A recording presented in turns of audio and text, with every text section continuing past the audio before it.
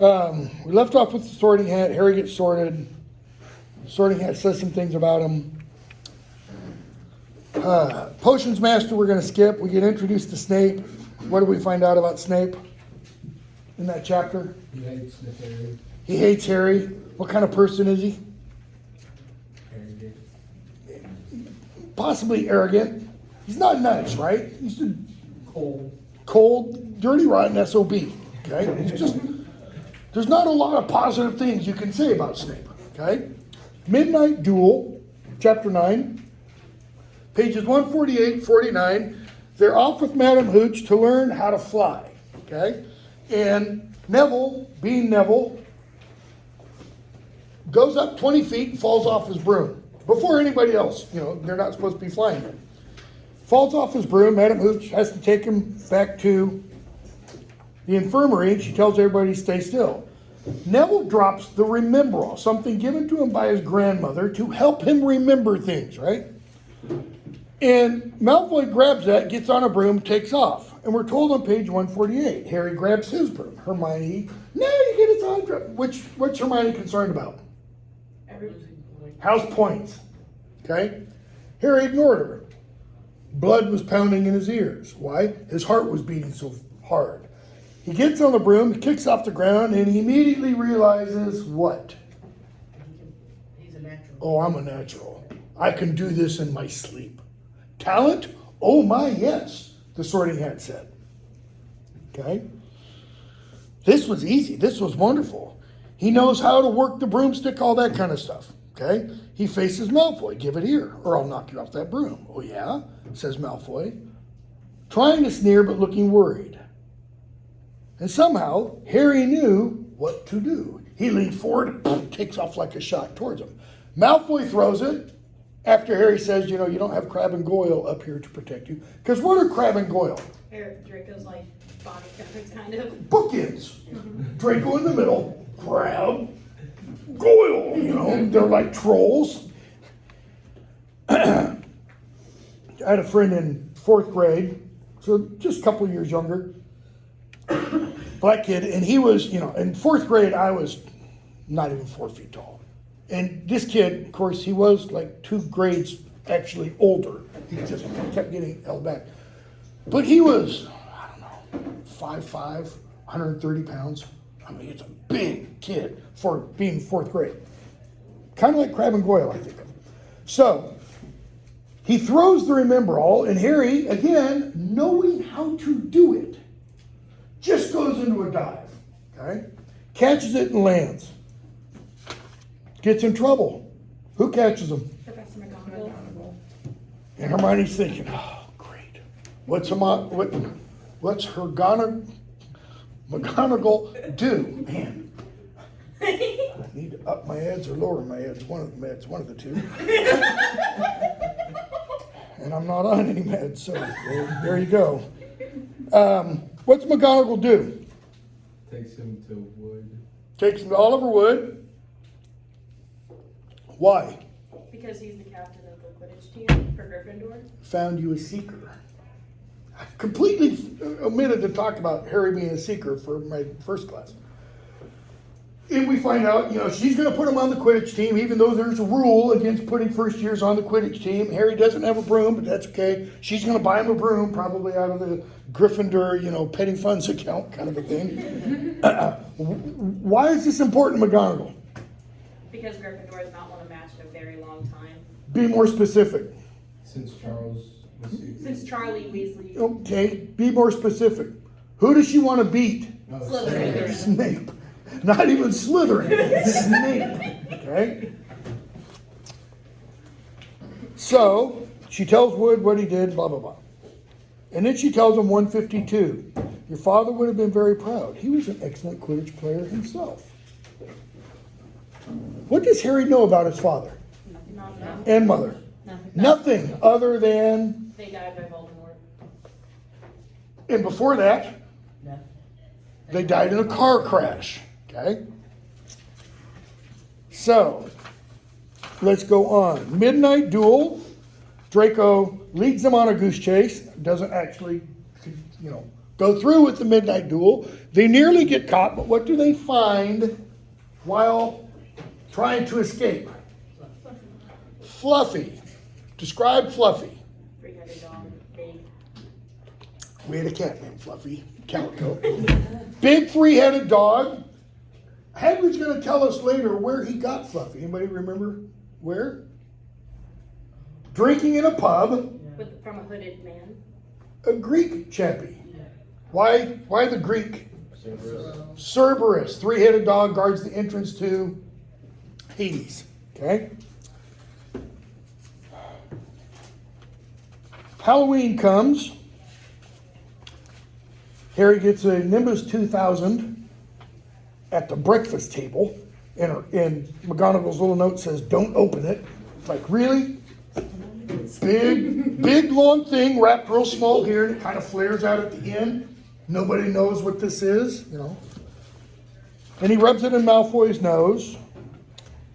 And Ron makes a comment about Hermione one day when they're leaving Flitwick's class. She runs off in tears.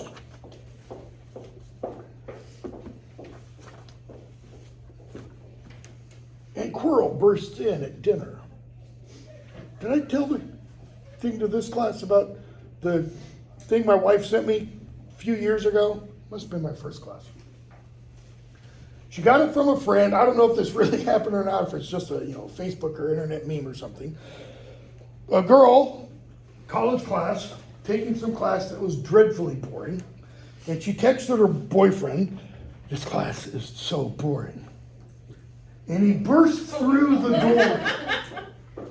"Troll! In the basement!" and falls on the ground. And the class just erupts. And even the professor just is like, he's a keeper, kind of a thing. And I think he dismissed class from that point. Because really, how are you going to top that, So, Troll shows up. They evacuate, essentially, send everybody off to their dorm rooms. Where's the troll, and why do Harry and Ron go after it? It goes into the girls' bathroom, and they realize Hermione's in there and doesn't know about the troll. Okay?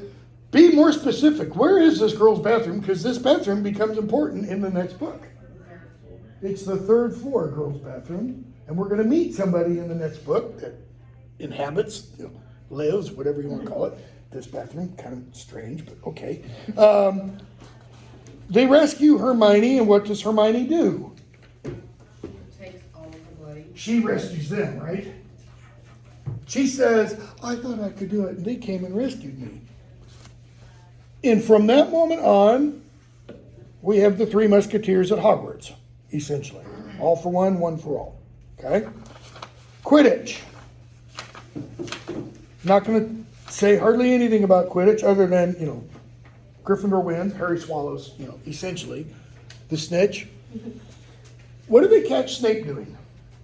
Or let me rephrase that. What did they think they catch Snape doing? Don't give away the real answer. Doing a spell to not carry off his broom because they noticed Harry's broom started going weird. Exactly. And so Hermione lights his cape on his robe, not cape, robe on fire, etc. Okay? How important overall for the story arc, book 1, book 7, is Quidditch? Barely. A little. Why? Because of this Quidditch match. That's it. The only significance of Quidditch is this match. Everything else, it's irrelevant. That's why it gets dropped. You don't even see or hear about Quidditch in book 7. Okay? It's a sport. It doesn't have great eternal, kind of significance kind of a thing. So, here's where I wanted to get to. Here's where I wanted to get to last Thursday. Mirror of Erised. And now we're going to slow down. Christmas is coming. It does come. Hagrid's, arranging Christmas trees all over the castle, which is kind of odd when you think about it. Why would they, quote unquote, celebrate Christmas at Hogwarts? Because there are muggles who, from the outside, Okay, Well, not muggles. They're not muggles There anymore. aren't any muggles at Hogwarts. Yeah, There might be muggle, term from the next book that I'm not gonna use. yes. People who are raised in muggle homes, Harry, okay, Hermione, right? 12 Christmas trees, we're told. So Christmas comes. Harry, Ron, and Hermione are trying to find books in the library about whom? Nicholas Flamel. Pardon? They don't know yet. Do they know? I think they, They found out by now? yeah, They do, but they don't know what he's done. Right. They can't remember. Why should Harry know? Chocolate frog cards. First trip to Hogwarts. The Dumbledore card mentions Nicholas Flamel. his work with Nicholas Flamel. Okay? Christmas comes. Harry gets presents. Big freaking deal, right? It is for Harry. Why? Because he's never gotten Christmas presents He's before. never gotten Christmas presents. He even gets one from the Dursleys. All right? What else does he get? The Cocoa of Invisibility. He gets an invisibility cloak. We'll talk about it last. What did you get from Hermione? A box of chocolates. Chocolate frogs. Okay, what does Mrs. Weasley give him? A sweater. Weasley sweater. Woo. What does Hagrid give him? A flute. Flute? And then his, Why? Does Harry walk around school going, man, I really wish I had a flute. I could get into my inner, Irish tin whistle or, Scottish flautist. When does Harry ever show any interest in music? None. Trying to be nice. So why does Hagrid give him a flute? we find out later. Oh, right. Oh yeah, I've got it all written down. It's right up here. Yeah. So why does Hagrid give him a flute? It's a stupid plot device. I don't mean it's not stupid. It's a plot device. It's all it is. She needs this. Why? Because they gotta get past this big three-headed dog. How do you charm a savage beast? Music. Okay? There's another series of books that I do in a fantasy lit course, and a guy has a harp.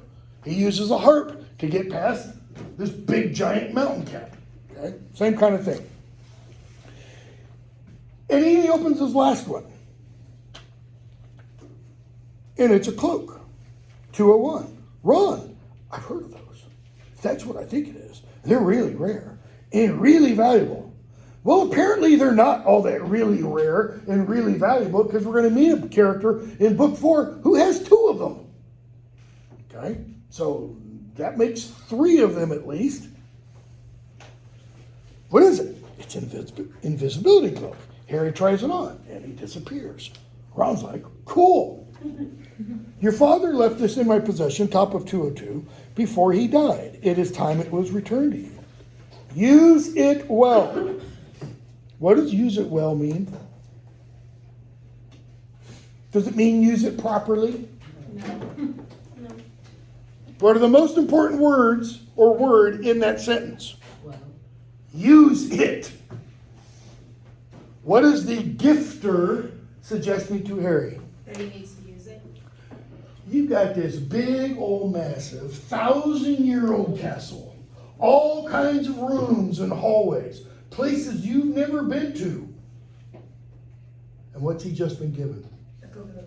Key to it all. The key to it all. He can go anywhere and not be caught. You're telling an 11-year-old kid this. What's that kid gonna do? Explore, right?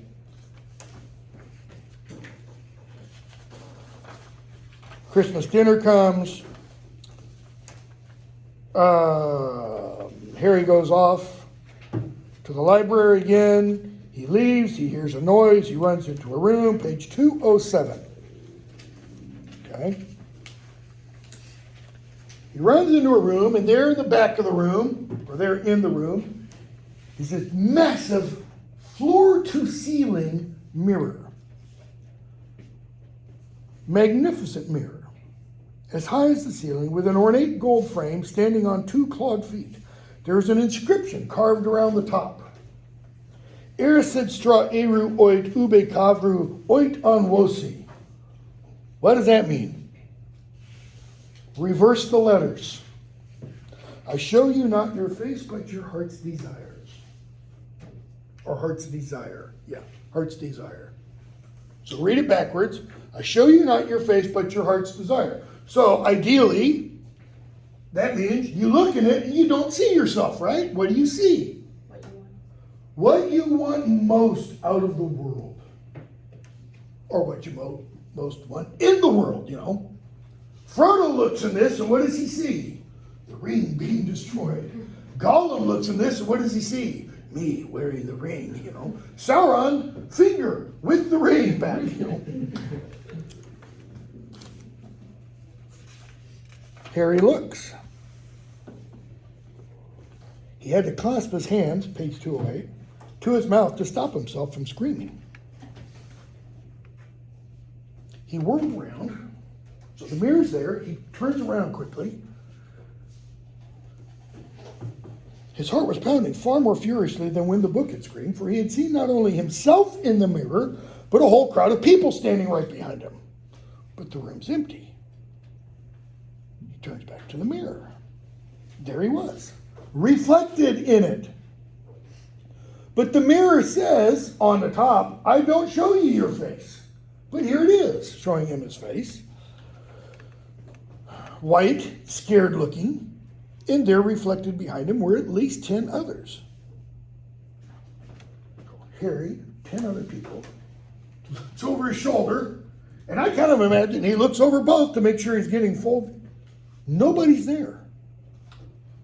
Or were they all invisible too? Harry's got the cloak on.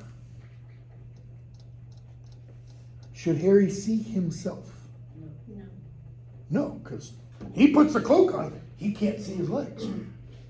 Okay? So how does this mirror show him when he's got the invisibility cloak on? Let me rephrase that. When he has the invisibility cloak on. Okay? Book 7. Was he, in fact, in a room full of invisible people, and this mirror's trick was that it reflected them, invisible or not? I didn't spend much time on that line in my previous class, but I'm going to. Well, no, I'm not going to spend much time. Keep that line in mind. Make a note of it somehow. For when we get to book 4, towards the end of book 4, without giving too much away, no, can't give even that much away. Just keep this whole passage in mind. So he looks in the mirror again. There's nobody there. He looks in the mirror again. A woman standing right behind his reflection is smiling at him and waving. So it's like, Harry's here. I don't care which side you want to put her on. She's here. And she's smiling and waving. What's the waving for? Hello.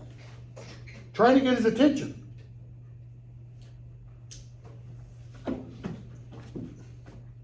Notice he doesn't turn around this time. He's looking at her and he's, are you there?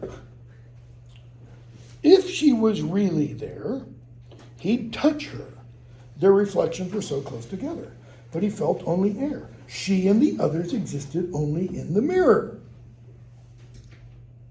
True or false? Just let that question hang there. She was a very pretty woman. She had dark red hair and her eyes are just like mine, Harry thinks. Edging a little closer to the glass. Bright green, same shape. But then he noticed she was crying. 10 seconds ago, she's smiling and waving. He does this, and then steps closer to the mirror, and now he notices she's crying. So what has happened between waving and smiling and now crying? Harry got closer. He got closer to the mirror. What else did he do? Step Where are you? But then he goes closer to the mirror. Now she's crying. Smiling, but crying at the same time. The tall, thin black man standing next to her put his arm around her. So she's smiling and waving. Harry reaches out to touch her. She's crying and smiling. Tall, thin man next to her reaches around to comfort her. What's happening? How is this happening, time-wise? And is it real? Dumbledore's going to give an answer, kind of, to some of that. And I'm going to tell you right now, I don't think Dumbledore's answer is satisfactory. I don't think Dumbledore's answer covers everything. This scene is going to be paralleled in a scene in book 4.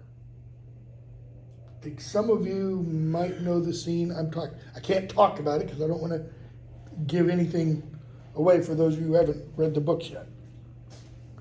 The tall, thin man, what? Wore glasses, and his hair was very untidy, and it stuck up at the back, just like Harry's. Harry was so close to the mirror now that his nose was nearly touching that of his reflection. Remember what happens to Frodo looking into Galadriel's mirror? He's pulled down and down and down, and Galadriel says, "Ooh, don't touch the mirror." We're going to see a scene in... Have I made that connection before? Yeah, I think I have. In book 2, where Harry's going to be reading a book. What's going to happen? He's going to go into the book. Okay? In book 5, Harry's going to be introduced to a new item within the books. And he's going to look and he's going to see things and he's going to get closer and closer and closer and he's going to go into it. Okay? So now he's like this close, which would kind of make it hard to see them, right? If his nose is nearly touching and he's seeing his face is right here. Mom and Dad are here, but Mom, Dad, they just looked at him smiling. And slowly Harry looks at other faces and he sees other eyes like his and other hair sticking up like his. And there's even one man who is apparently wearing shorts because he has knobbly knees like Harry. The Potters, and I think this means all of them, smile and wave. Notice, Harry is the last of his line. He's the last living Potter. And he stares hungrily back at them. Why? Because he's always desired a family. Dursleys are family. A family that loves him. Are Vernon and Petunia not all wonderful and soft and cuddly? And Dudley? No. What has he known about his parents? Nothing. I mean, the first big information he got was Dad was a Quidditch player. Cool. Harry was looking at his family for the first time in his life. The Potter smiled. He stared hungrily back at them, his hands pressed flat against the glass, as though he was hoping to fall right through it and reach them, like through the looking glass. Okay? As though he could fall through and reach them. What is his heart's desire? And they are?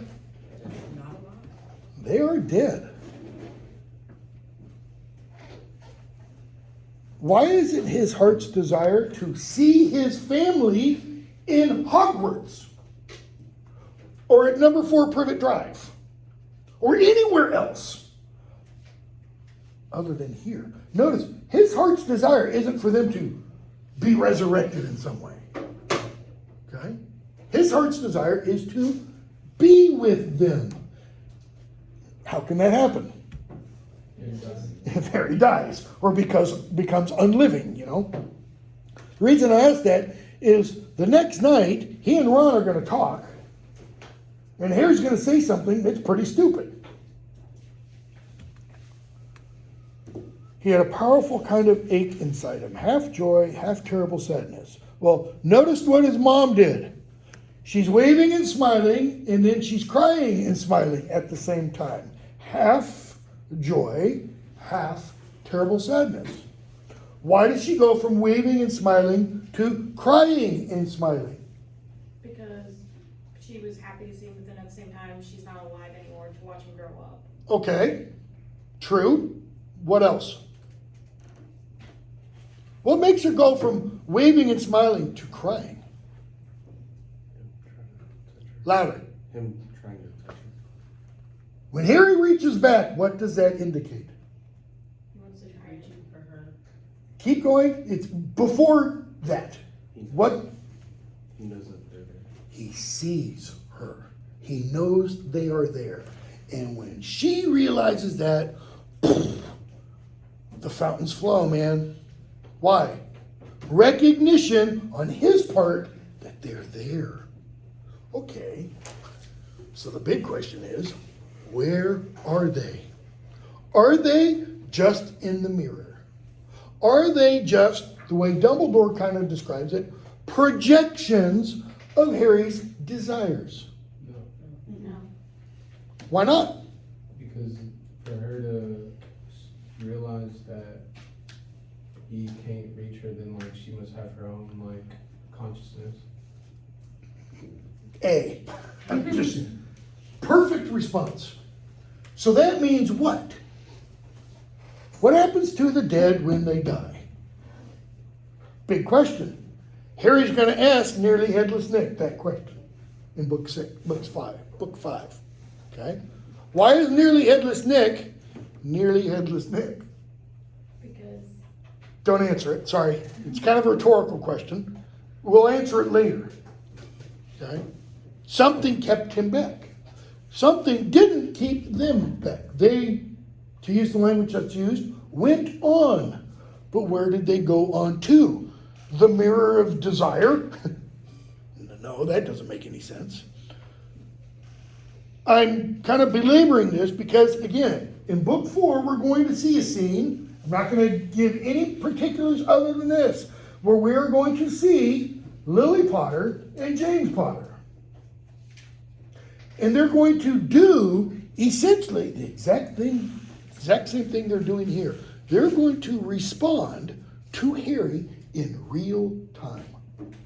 That is, clock ticking. And there's a reason why. So, he hears a noise. He goes off. He says, I'll come back. He tells Ron.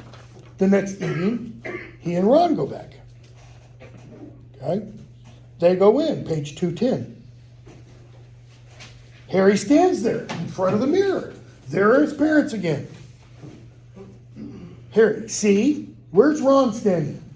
right off to the side. Off to the side. Maybe right next to Harry, but not directly in front of the mirror. So he sees Harry's reflection. I can't see anything. Look, they're all there. Look, I can only see you. Look at it properly. Stand where I am. Or what else could Harry say? Stand behind me. Because Ron's taller than Harry. He could stand behind Harry, look over Harry's shoulder. What would Ron see? Harry surrounded by his parents? No. It's not Ron's heart's desire. He doesn't give a rat's you know what for Harry's parents. Ron stands in front. Look at me. Can you see your family standing all around you? Notice what Harry kind of assumes. You'd want to be surrounded with your family. No, I'm alone, but I'm different. I look older and I'm head boy. Why is Ron alone? He's the second youngest of 7 children. He's always shared a bedroom, we're told, okay?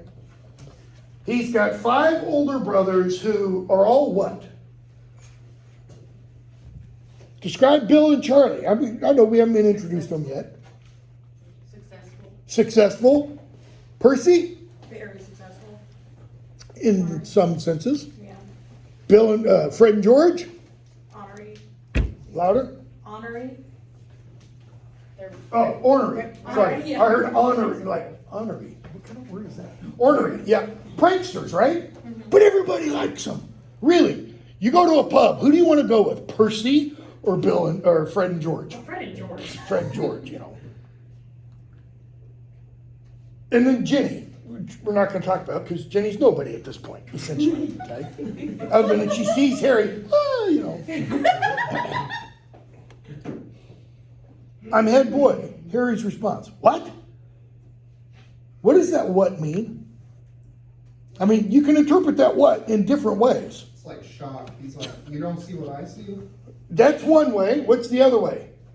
It's also shock. You, head boy.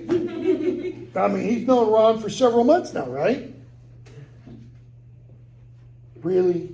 Is Ron gonna be head boy? I mean, yes, he is. But is Ron gonna deserve to be head boy?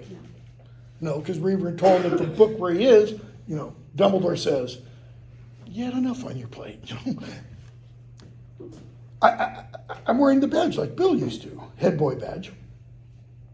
Or as we called it when one of my kids, you know, read these books and kind of walked around like he was head boy, humongous big head, as Fred and George used to describe Percy. I'm holding the house cup and the Quidditch cup. I'm Quidditch captain too. Were any of the others? Somebody in my class said they were, I couldn't remember. Quidditch captain and holding the Quidditch cup and head boy all at once? 1 year? No. It's either Charlie or Bill, I think was. I thought Bill was not a Quidditch team. Bill had the head boy badge, but wasn't on the Quidditch. Percy definitely wasn't, because he's a book nerd. So, Ron looks at Harry. Do you think this thing shows the future? Please go, please go. Harry, how can it? My family are dead. Oh, well. Really, Harry? I mean, I know you're 11 years old. You kind of think you're invincible, because all 11-year-olds think they're kind of invincible. They think they have their whole lives out ahead of them, as most of you do, I'm sure.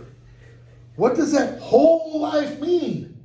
It could be 60, 70, 80 years. It could be tomorrow.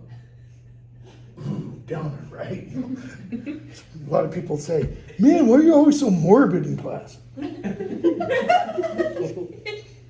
Because I've seen a lot. Let me have another look.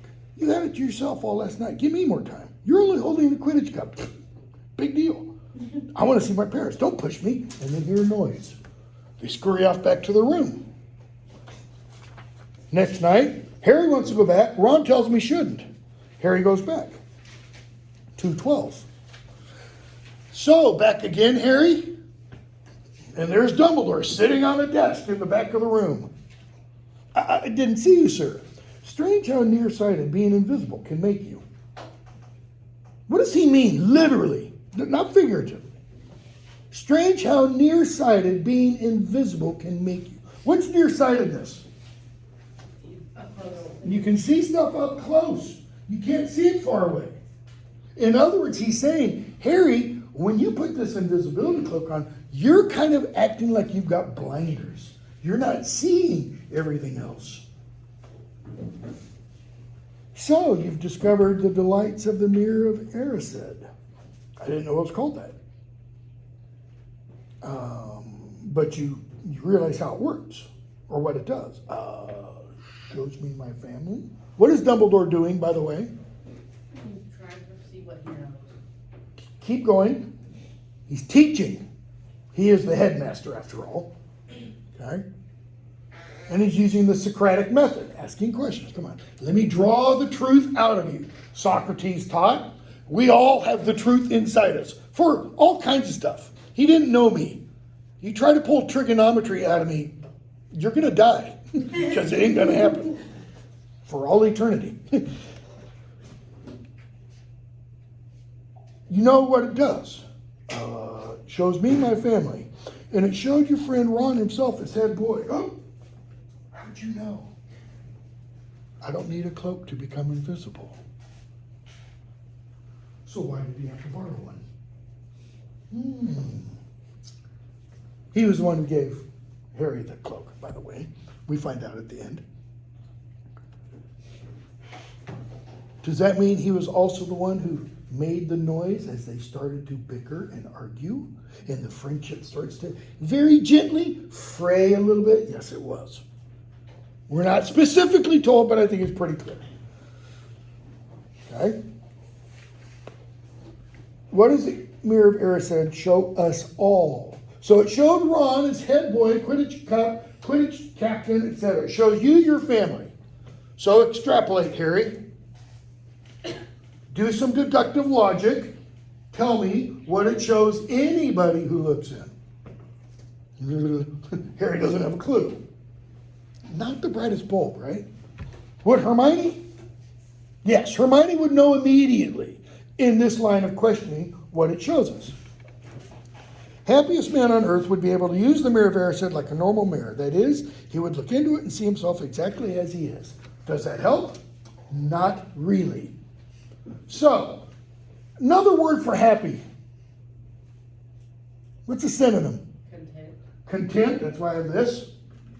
Fulfilled, complete, etc. Okay?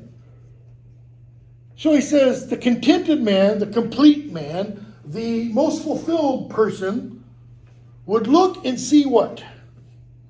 Nothing. Why? They If don't you're- have any desires, they have. Exactly. all of their desires. All your desires are gone. Which we kind of use this word to mean that. Or we use the word apathetic a lot. What is if you are apathetic, what does that mean? You don't care. That's not what being content, satisfied, fulfilled, etc. means. To have no desires means to have no needs, no wants, to be totally sufficient. It's kind of like being Tom Bombadil, if you think about it. Not hanging from anybody else, not dependent on anybody else for your whatever. Harry shows us what we want, whatever we want.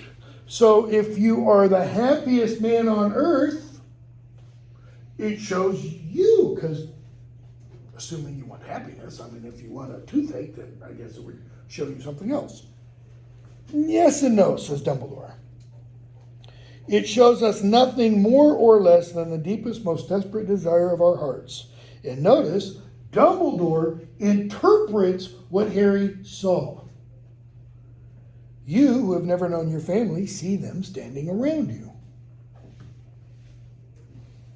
Okay? Ron Weasley, who's always been overshadowed, sees himself standing alone. But the mirror won't give us knowledge or truth. So it doesn't give Harry, Dumbledore is saying, knowledge about his parents at all. True or false? False. It's false. What does he now know about his parents that he didn't know before? What they look like. What they looked like. He's never seen a photograph of them. That he has eyes just like his mother. Book 7, look into my eyes. Don't say anything, okay? Hair, just like his father. Glasses, just like his father. Is that personal knowledge? What moved Dad? No, we're going to get that later. You know, Dad was a jerk. As well as some other things. Men have wasted away before it, entranced by what they've seen, or been driven mad, not knowing if what it shows is real or even possible. That's Dumbledore's kind of way of saying, Harry, do you really think Ron's going to make it to be head boy, Quidditch Cup winner, Quidditch captain, all that kind of stuff? And then he gives us this. The mirror will be moved tomorrow, Harry. I ask you to not go looking for it again. Notice he doesn't, or J.K. Rowling doesn't throw in a but. Like, but if you ever do run across it, why? Because that would make it too obvious.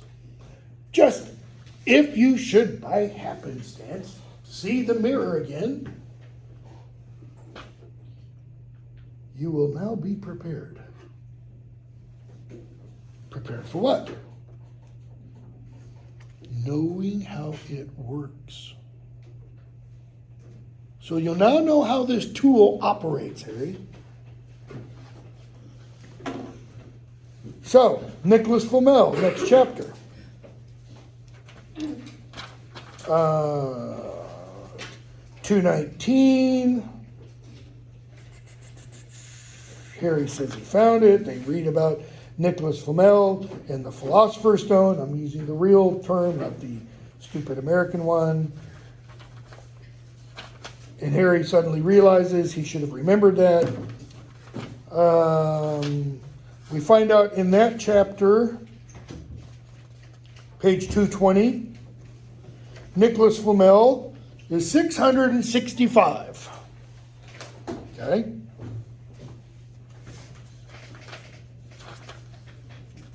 We get to the end of that chapter, Norbert the Norwegian Ridgeback. What's the whole purpose of Norbert? I don't mean his purpose for being, his raison d'etre kind of thing. Yeah, a little. For book 4. What else though? Hagrid gets a stupid dragon because he's always wanted a dragon. The dragon starts to grow, gets too big, torches his house and all this kind of stuff. So they got to get rid of him. They got to get rid of him. How are they going to do that? They're going to take him up to the astronomy tower so that Bill and Charlie and some other guys can come and get him. It's all plot device. For what? For, get the right names, Harry, Hermione, Neville to get caught, okay? Harry to lose his invisibility cloak, and so that they will get detention, and Draco, okay? So they have detention with Hagrid in the Forbidden Forest. What are they looking for? Something that's been hurting you. Something that's been hurting unicorns, but more specifically, a hurt unicorn. Because there's unicorn blood all over the place. Silvery looking, all right? So they get to the Forbidden Forest, and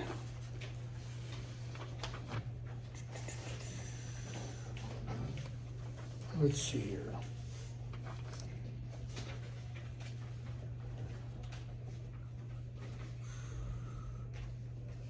Hagrid divides them up. How does he initially divide them up? Like this. Hagrid, Harry, and Hermione will be one group. Draco, Neville, and Fang will be another group. What does this tell us about Hagrid's sorting skills in thinking forward, thinking ahead? Not very bright, right? Do you ever want to put Draco with Neville? No. Okay. So, what does Draco do? Scared Neville. Pulls a fast one, scares Neville, shoot off the red sparks. So, Hagrid says, Neville, you come with me. Harry, you go with Draco. Why? Because he knows Harry won't be frightened or tricked by Draco. And they have Fang, who you'd think should be, brave, but he isn't. Page 253.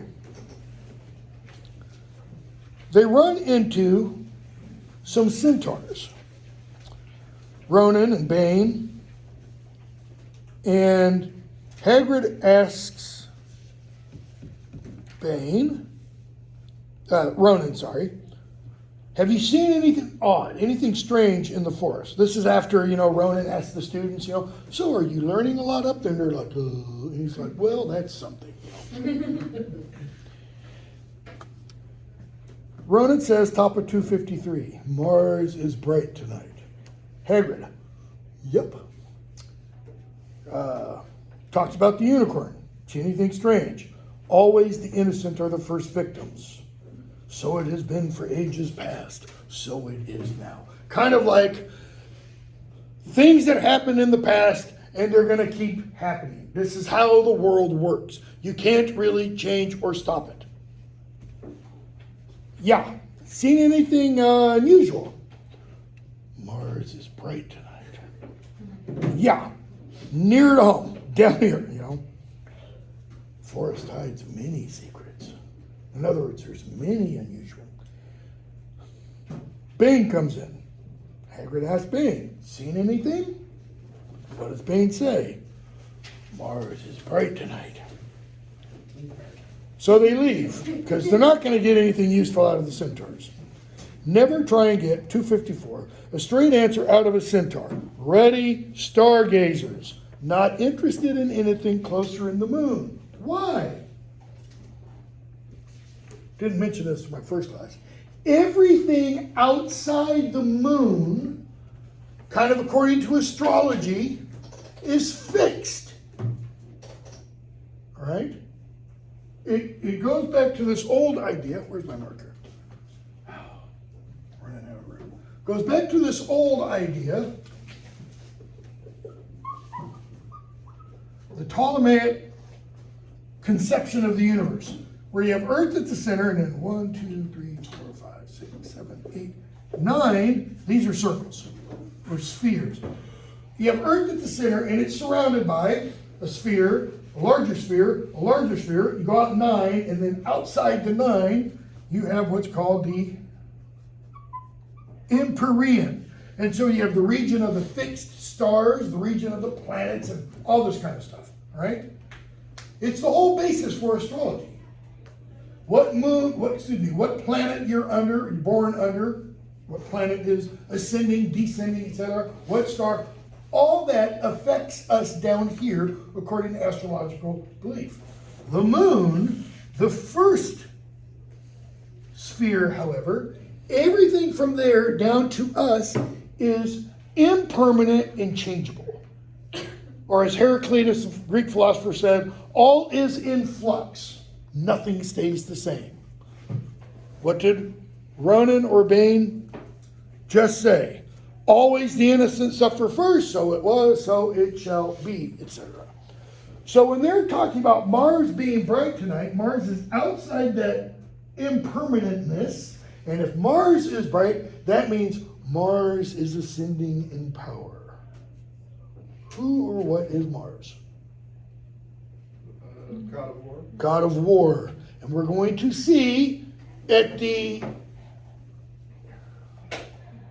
end of book 4, something like the war begins. Doesn't really begin until more like the end of book 5, but you get the idea. All right? So, they go off. Group breaks apart again. What does Harry see? Harry and Draco, bottom of 255. So Harry, Draco, and Fang set off into the heart of the forest. It almost gets so thick that they can't even move. And Harry sees a little ways, the silvery stuff on the ground. I'm going to sneeze. And we're told 7 or 8 lines up from the bottom. Harry could see a clearing ahead through the tangled branches of an ancient oak. Look, he murmured, holding out his arm to stop Malfoy. And I kind of think he does this. He points, look. Why does he throw his arm out? Before you answer that, what do, pretend, you don't see that one. What do Neville, Hermione, and Draco all have in common?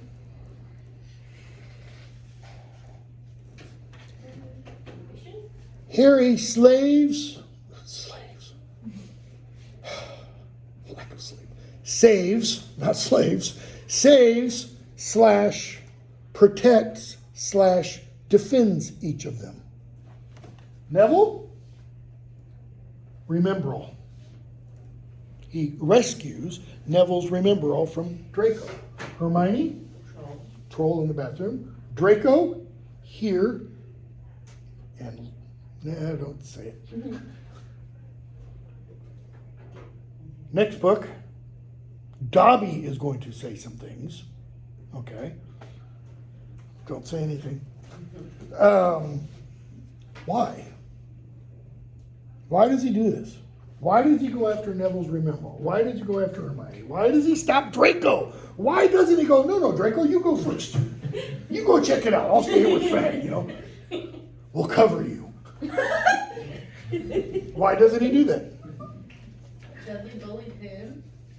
Okay, so why not take it back out on somebody? That's not his personality. That's not who he is. Why does the Sorting Hat put him in Gryffindor? Because he's brave.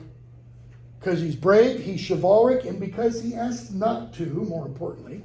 But he has all those qualities of Gryffindor, all the qualities of chivalry, which involve standing up for those who can't stand up for themselves. See? Neville can't here, Hermione can't there, Draco's too stupid here. So Harry puts his arm out to stop him.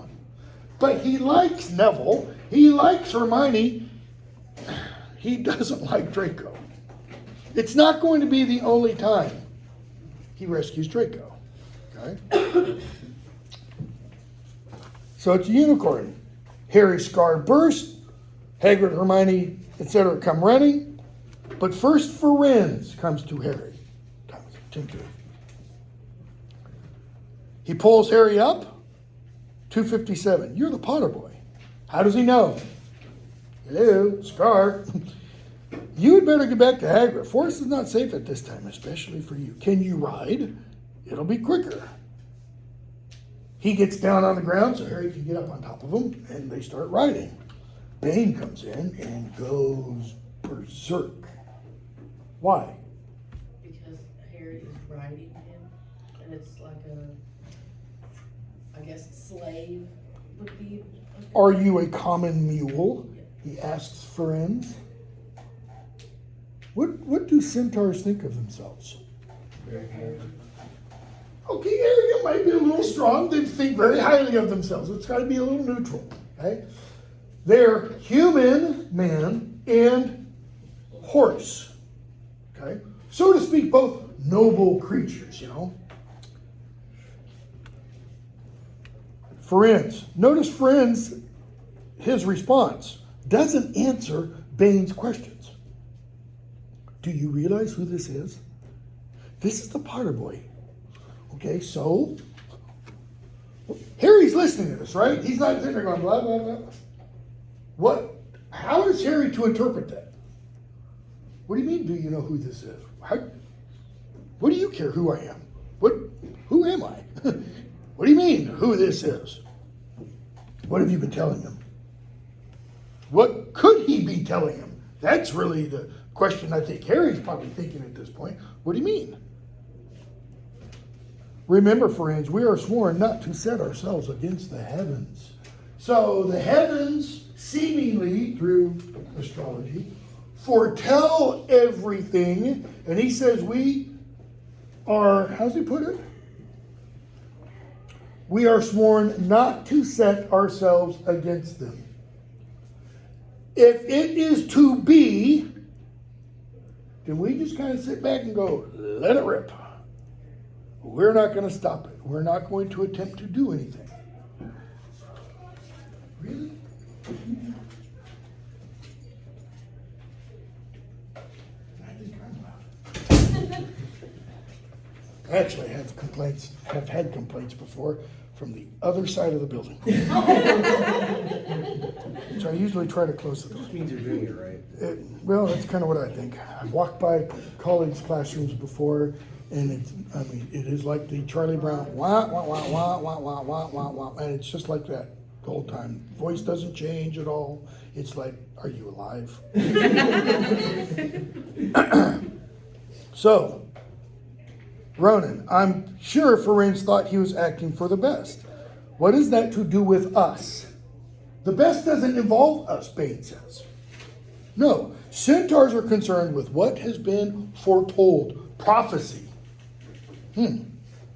Not our business to run around like donkeys after stray humans.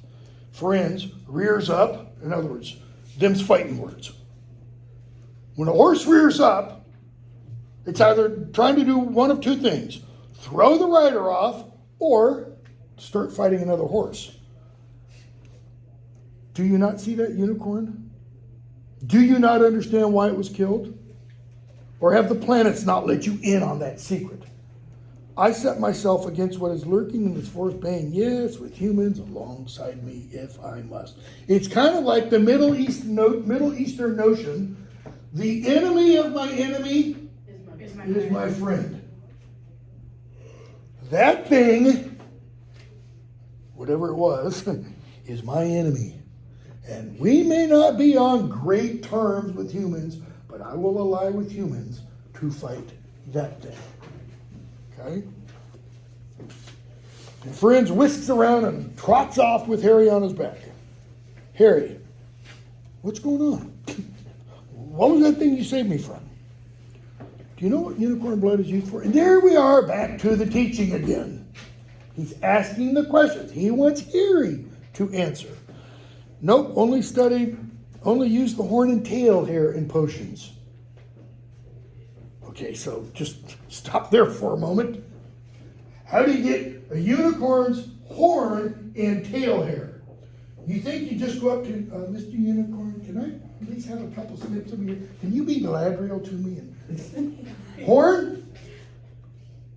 You know, rhino horns are supposedly in the Far East, China, Thailand, Laos, Cambodia, and such, bought and sold for aphrodisiacs. How do you get a rhino horn? Boom, you kill the rhino. Okay? How do you get unicorn horn and tail hair for potions? You kill a unicorn. Somebody does. And then you go down to Diagon Alley, or maybe Nocturne Alley, and, you know, buy what you need. I don't think there's an Amazon for wizarding supplies. That's because it is a monstrous thing to slay a unicorn. Only one who has nothing to lose, everything to gain, would commit such a crime. The blood of a unicorn will keep you alive. So that just really makes me wonder again, where do they get the horn and the hair? Is it, you know, they wait for somebody to kill one and then they go get the supplies? It's another problem. Do they die naturally? Does it talk about that? Yeah, so you raise them and then wait till they die naturally? How long do they live? To me, it's a supply and demand kind of issue. I mean, you got to have supplies for the school and not just Hogwarts. We find out later on there's several other schools, so. I don't know, if the magical creature doesn't have any rules, I guess maybe it sheds. I don't know. You know, there's a reason why the magical non-human creatures aren't all that hip about wizards and witches. So, the blood of a unicorn will keep you alive even if you're an inch from death, but at a terrible price. You have slain something pure and defenseless to save yourself, and you will have but a half-life, a cursed life, from the moment the blood touches your lips. So notice, you're doing what to that unicorn to save yourself? A lot of people will use the word, do I have it written down? No, I don't. Sacrifice. Go look at the Old Testament. It's full of sacrifices, right? Slaughtering pigs and goats and birds and all kinds of things. Scapegoats, kind of a thing, okay? It's easy to do that, right? You get a couple of pigeons. You slit their throats. You put them on the fire. Poof, they burn up. Doesn't harm you at all, right? But it's a sacrifice to make you, to redeem you, purify you of certain sins and such.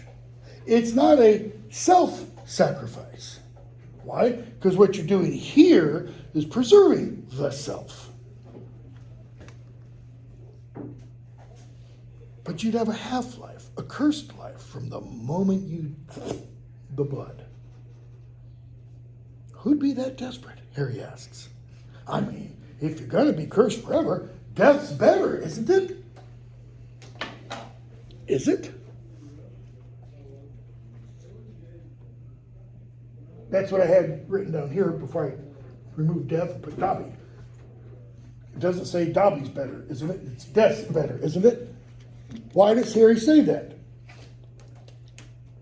Or let me rephrase it. What is Harry suggesting? There are some things worth dying for. there are some things not worth living for. Okay? And I'm not ascribing this idea to any of you, but there have been a whole bunch of polls and surveys taken of essentially your generation over the last 5-10 years that have said, with this kind of question, that the respondents have said, nothing's worth dying for. There are no ideas worth dying for. There are no values worth dying for. The country isn't worth dying for. Any country isn't worth dying for. The most that most respondents would say is maybe someone I know is worth dying for. That is, if there was a, I don't know, robber, murder, or whatever, I would put myself in harm's way to protect XYZ person. A loved one, usually. It wouldn't be, eeny, meeny, miny, I'm going to die for you, guy. I don't even remember your name, so go ahead and die, but So what does that say? This here now, this is what's most important. Who'd be that desperate? Death's better than living cursed. For instance, it is. Unless all you need is to stay alive long enough to drink something else. Something that will bring you back to full strength and power. But notice bringing you back to full strength and power doesn't remove what? The curse, the half-life. The curse. Well, it does remove the half-life. Because the half-life existence is kind of not really here, kind of there.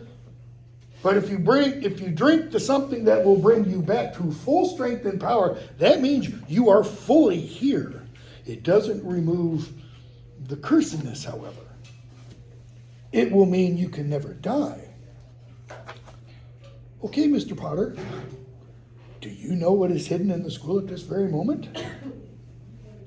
And Harry puts it together, the Sorcerer's Stone. Why? Because once they picked up on Nicholas Flamel's name, that's what they realized. And then Harry started to put 2 and 2 together. Hagrid, Gringotts, thing for Dumbledore, etc. But can you think of nobody who has waited many years to return to power, who has clung to life awaiting their chance? And it was as though an iron fist had clenched suddenly around Harry's heart. I don't think I'd ever talked about that line until my first class this morning. Why? Why is it like an iron fist clenches around his heart? It's not literal, it's an image, it's symbolic. So what is it? If it's symbolic, it's pointing to something. What's it pointing to? It's not, I don't think, pointing to another hand made of metal that we will see later in the books. That one's not iron, by the way.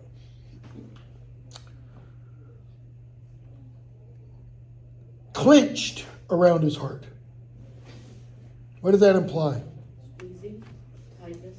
Tightness in the chest. My age, you immediately think heart attack, Harry's age too. Why?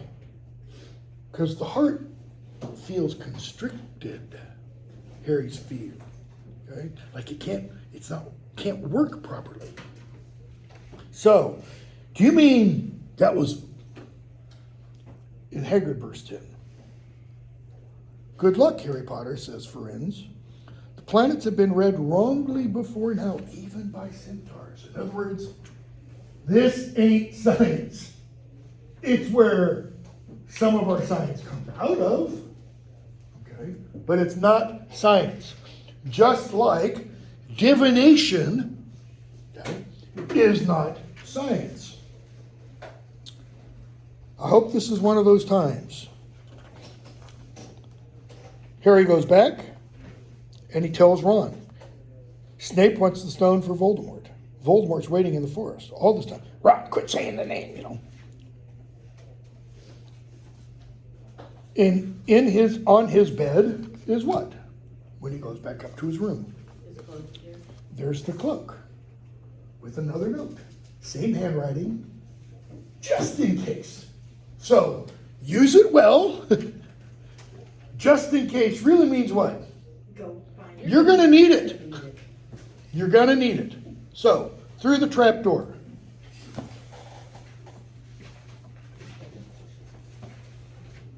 Huh, there's another passage I've never actually thought about before. Should put a note there. The first line of Through the Trap Door, page 262. In years to come, so way off in the future, Harry would never quite remember how he had managed to get through his exams when he half expected Voldemort to come bursting through the door at any moment.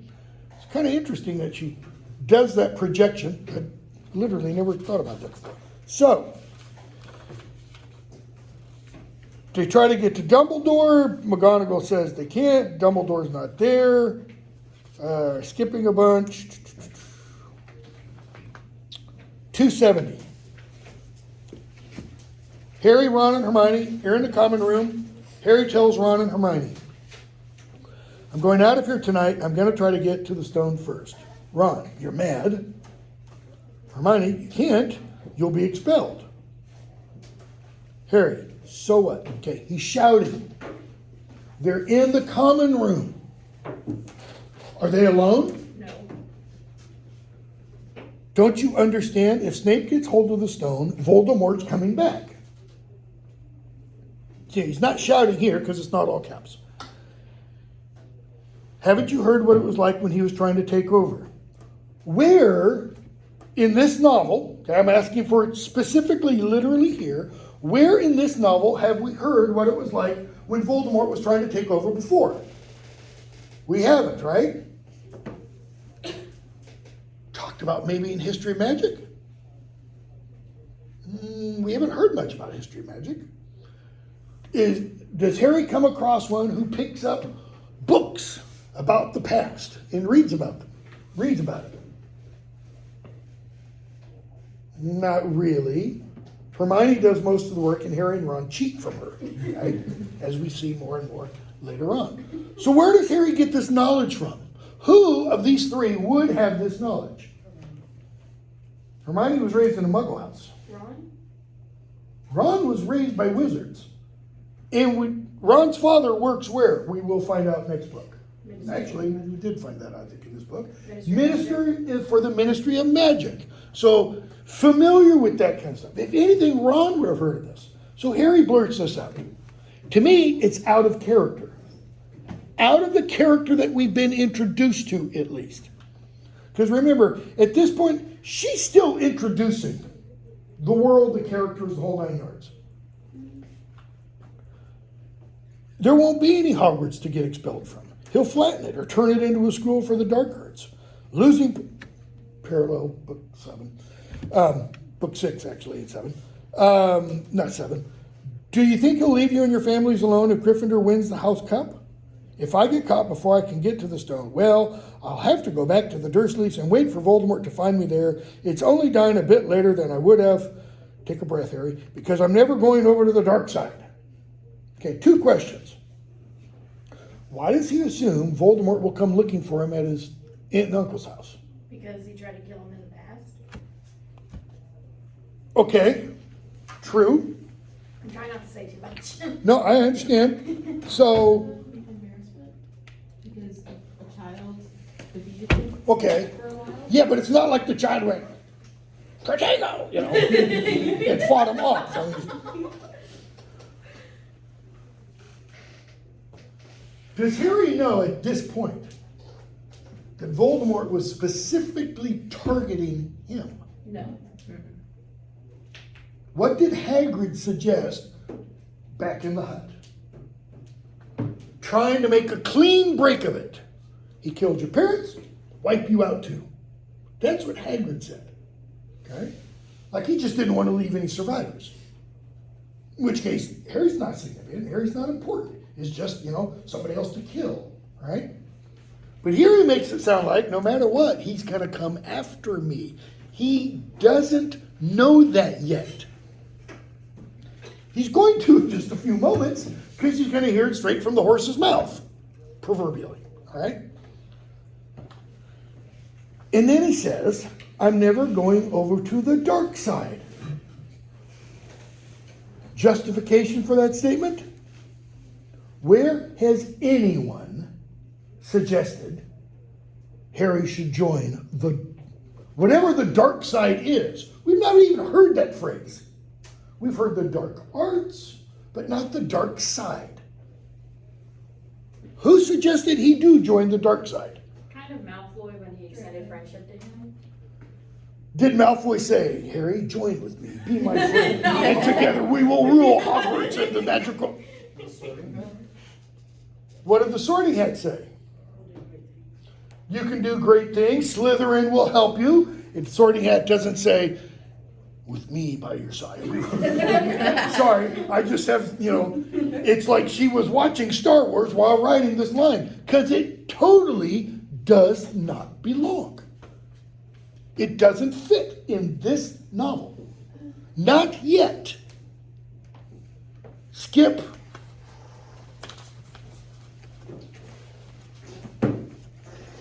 Skip to page 294 and it does.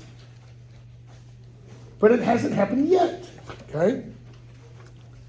So, I'm going through the trapdoor tonight. I'm going to stop Snape from getting the stone. And remember, Voldemort killed my parents. So what's it really about? Oh, I'm going to get the dirty SOB.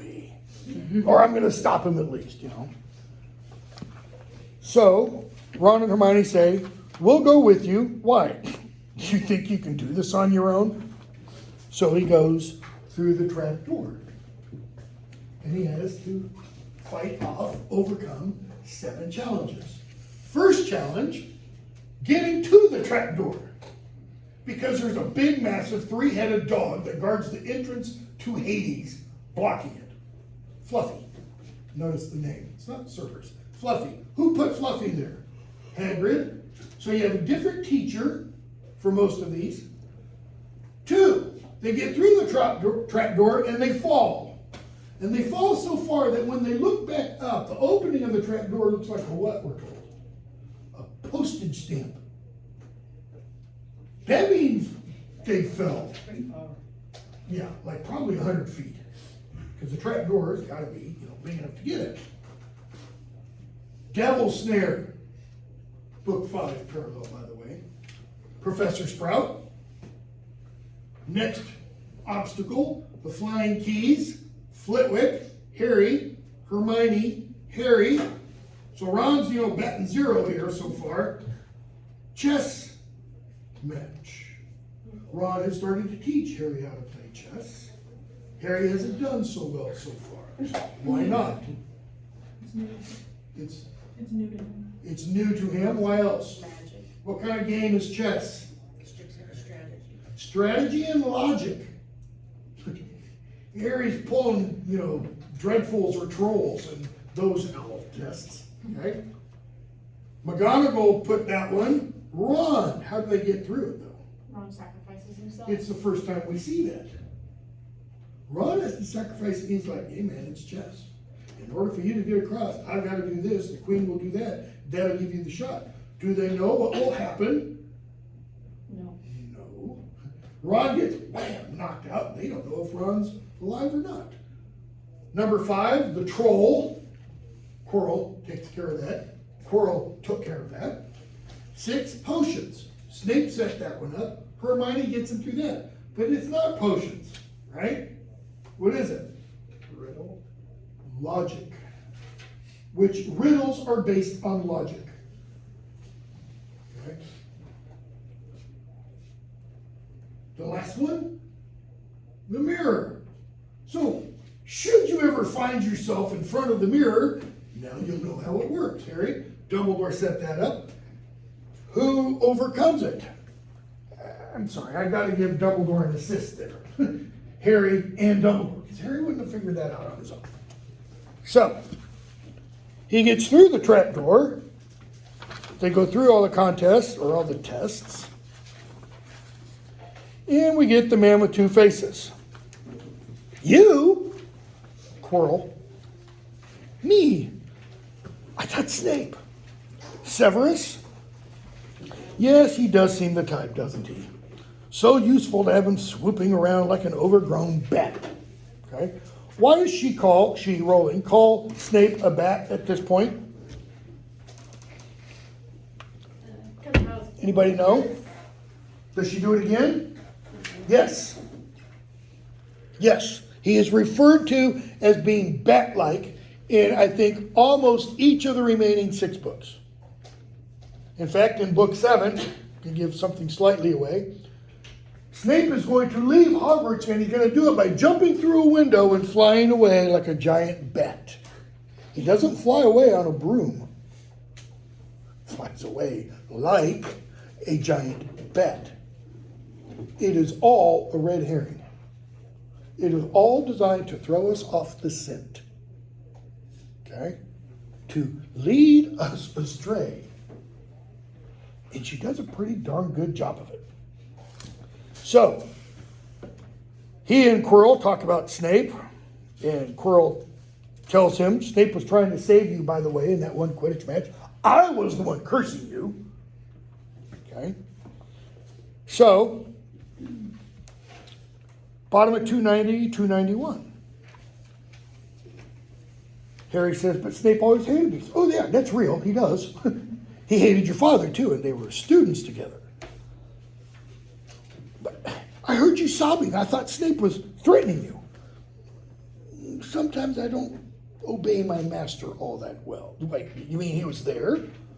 He is with me wherever I go. 291. I met him when I traveled around the world. Anybody know where he met him? It's referred to in another one of the books. Yeah. It's in Albania. Okay? Why is that significant? Anybody know? Why Albania? Why not Hungary? Why not Czechoslovakia? And she wrote this, there was still a Czechoslovakia.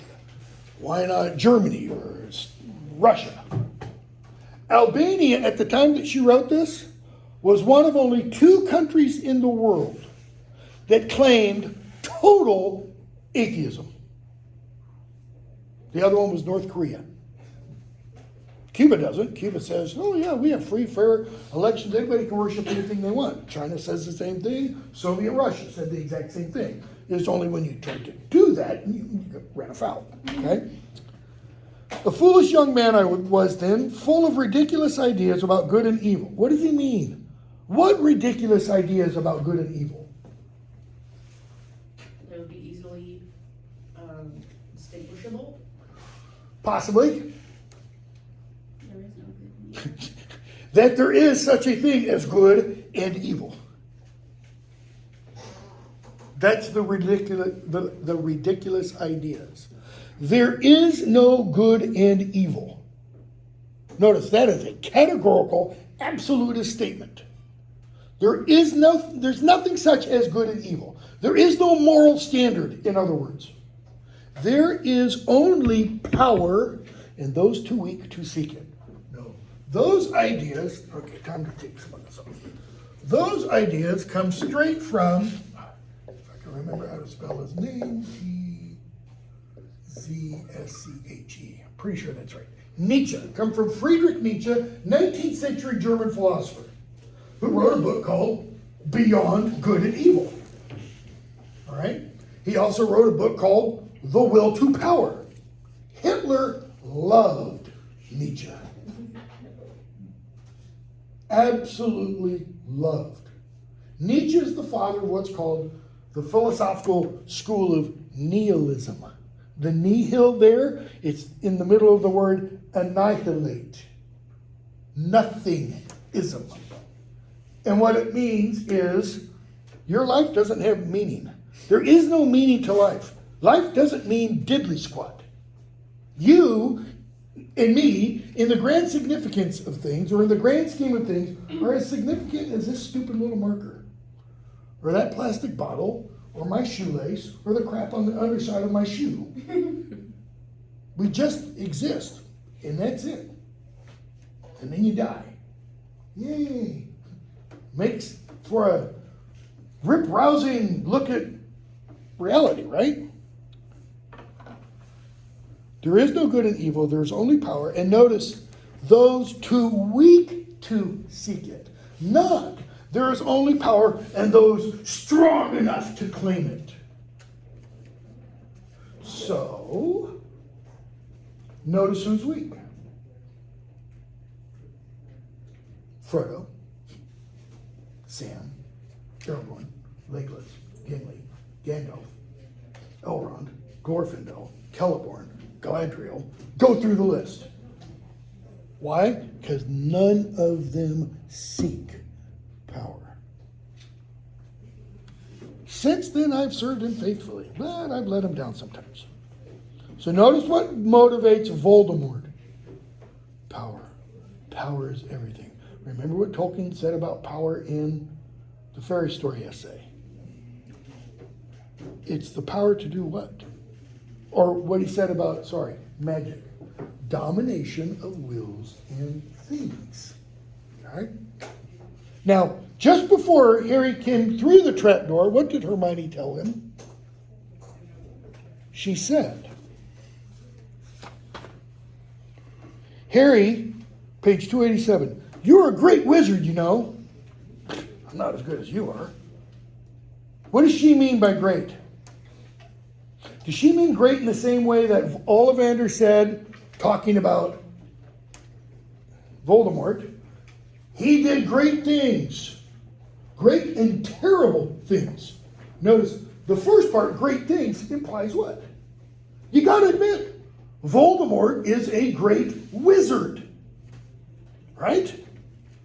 I'm not saying good.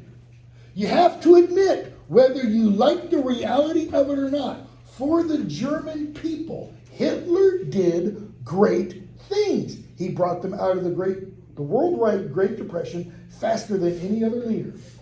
Were they good things? Hell no. They were great things, however, in terms of the the magnificence of what it turned around and such. Okay? So, Voldemort comes out to play. Tells Harry, why don't you hand me that stone? Because Harry looked in the mirror and realized what he wanted. He wanted the stone to keep it safe. It pops in his pocket. And look at Voldemort, 294. Don't be a fool. Better save your own life, and there it is, and join me. Or you'll meet the same end as your parents. So if he wanted Harry to join him, why didn't he take him when he was a little baby? After he'd already killed his parents. Because then he could have what? I'm going to shape your mind and make you how I want you to go. He could have done all that stuff. Seemingly, but he didn't. To me, there's a problem. Because she's going to address some things in later books, it's like she forgot some of this. Okay? So, they died begging me for mercy. He says, I killed your father first. He put up a courageous fight. No, he didn't. We're going to see later on. What good of a fight did he put up? Avada Kedavra. That's it. We find out later on. His father didn't even have his wand in his hand. That's why I say, how are you going to fight against Avada? Come on. Really? Come on. Your mother needn't died. She was trying to protect you. Now give me the stone. Unless you want her to have died in vain. Harry says no. He grabs Quirrell's face, and Quirrell explodes into 1 billion pieces of dust, right? Only in the idiotic film. He just holds him until Harry passes out. Dumbledore comes and rescues him. 3 minutes. Okay? Harry wakes up. He sees gold. Bottom of 295. Something gold was glinting just above him. The snitch. He tries to reach it and can't. He blinks. Wasn't the snitch. It was a pair of glasses. He blinks again. So he first sees gold. He blinks. He sees glasses. He blinks. He sees Dumbledore. 3 different times. 3 is always significant. Okay? And he sees Dumbledore. How long has he been out? 3 days. 3 days. What happened during that just prior to that 3 days. They went through the trap door where? Dumbledore calls it in the dungeons. Yeah, well, they weren't any rooms, dungeons per se. They went down into the ground and then came back up out of the ground. If you read Joseph Campbell, the whole monomyth and all that kind of stuff, it's a death and resurrection scene. Okay? I had a student in my first class. Is Harry wearing glasses at this point? He's been unconscious for 3 days. If someone is unconscious, comatose, and in bed, and they normally wear glasses to see, do you put the glasses on them while they're laying in bed? No. More than likely he's not, and yet he can see. Kind of interesting. Parallel book 7, by the way. Big parallel. So, dies and is resurrected, so to speak. What does Harry want to know? What happened? What happened? The stone. Okay. We don't have time. So, we will pick up right here with the man with two faces. And then, I didn't get too far into Chamber of Secrets with my other class. And we'll probably try to do all of Chamber of Secrets on whatever the next day is. Thursday.